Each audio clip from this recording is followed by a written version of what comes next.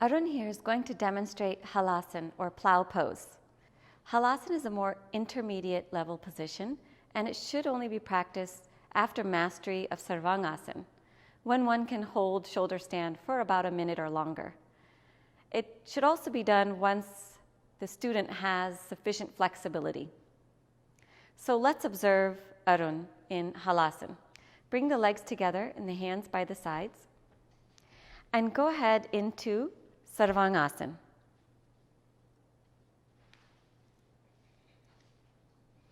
Before starting Halasana, it's important that you have the right position in shoulder stand and that the body's relaxed, especially the back of the neck, which tends to get tensed up in Halasana and creates a lot of discomfort.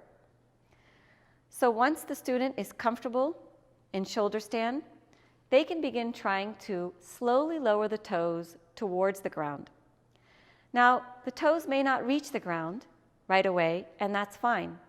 Arun is demonstrating this beginner variation of Halasana. Try to keep the spine straight and keep support of the lower back with the hands.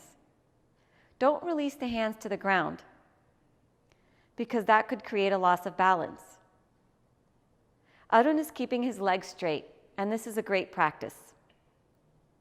Over time, the toes on their own will lower towards the floor. Rest in this position for about 30 seconds. Notice I say rest. The body should be completely relaxed.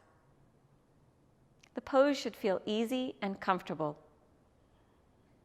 To come out of the pose, you can either raise the legs back up into Sarvangasana, or you can slowly bend the knees and roll out of the pose as Arun is doing here.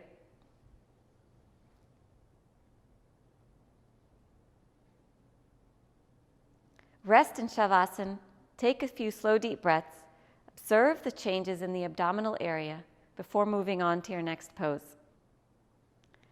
In Halasana, the movement of the diaphragm tones up the entire digestive system. It also helps promote the release of insulin from the pancreas, helps the kidney function, helps decongest the liver, and it also stimulates the thymus gland, helping to improve our immune function. It strengthens the abdominal muscles, relieves spasms in the back muscle, tones the spinal nerves, and improves the operation of the sympathetic nervous system. Blood circulation is increased to the entire abdominal area. It regulates the activity of the thyroid, which balances the body's metabolic rate, and stimulates the thymus. It's used in yoga therapy for the management of asthma, bronchitis, constipation, hepatitis, urinary tract, and menstrual